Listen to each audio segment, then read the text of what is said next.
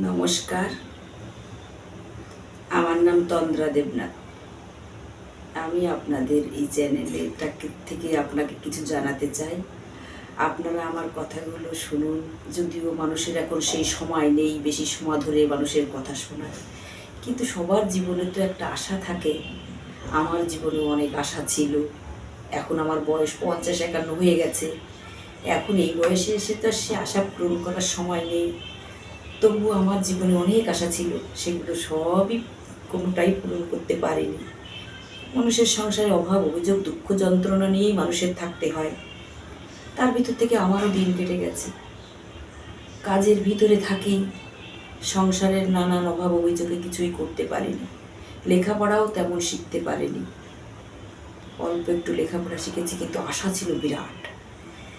তাই হঠাৎ করে 2020 সালে করোনা এলো না, তখন আমার কাজ বাজ কিছু নেই। আমি বসে একা একা বসে থাকি দোকানে। আমার একটা টেলার্সের দোকান আছে। দোকানে বসে থেকে থেকে আমি কয়েকটা কবিতা নিজে কয়েকটা কবিতা লিখেছি। কবিতা বলতে কবিতার মতো তো আর কবিতা লিখতে পারি না। নিজের মনের কয়েকটা কথা আমি এক জায়গায় করে লিখেছি। আপনারা সেই কথাগুলো একটু শুনুন। আমার এই বয়সে এসে আমার কবিতাগুলো শুনুন এবং নিজে শুনে আরেকজনকে শোনান। সবাই আমাকে শুনে একটু জানাবেন যে আমার লেখা আমি এই বয়সে এসে লিখেছি। নমস্কার। আমার প্রথম কবিতা সেই করোনার সময় লিখেছি, 25শে আগস্ট 2020 সালে লিখেছি, কিন্তু এতদিন কাউকে পড়তে পারিনি। আপনাদের জানাচ্ছি, আমি এই চ্যানেলটায় আপনারা দেখবেন এবং আমাদের চ্যানেলটা বেশি দূরে পৌঁছায় না। আপনারা তাই একে অপরকে জানিয়ে দেবেন, একে অপরকে শেয়ার করবেন, তাইলে অনেকেই একটু শুনতে পাবেন।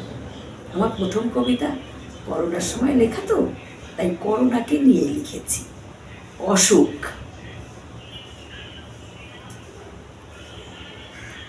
আমার তোমার অসুখ করলে পরে ভাই, ডাক্তার দেখিয়ে রোগকে সারাই। আমার রাজ্য বিপদে পড়লে ভাই, অন্য রাজ্য সাহায্যের হাত বাড়িয়ে দেয়।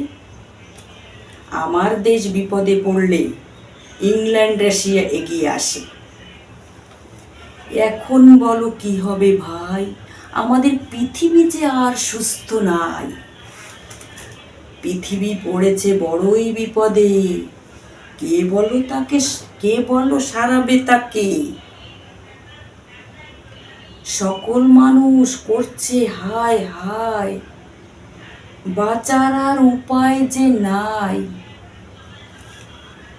এখন আমার ভাষায় বলছি, বাঁচতে যদি চাও সকলে, দুহাত তুলে দিয়ে ডাকো তারে, একটা উপায় হলেও হতে পারে।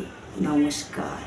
যদি আপনারা মনে করেন দুহাত তুলে দিয়ে ডাকলে কি রোগ থেকে মুক্তি পাওয়া গেছে, না, কিন্তু মানুষ যখন রাস্তাঘাটে বিপদে পড়ে তখন দুহাত তুলে দিয়ে পুলিশের সামনে স্যালেন্ডার করতে হয়, আত্মসমর্পণ করা।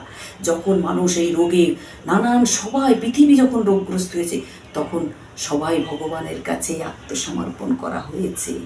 দেখুন একটু চিন্তা করে। তারপর ভগবান সত্যিই আমাদের কৃপা করেছে, আমাদের ভারতবর্ষ সব থেকে আগে রোগমুক্ত হয়েছে, ওষুধ তৈরি করেছে। নমস্কার।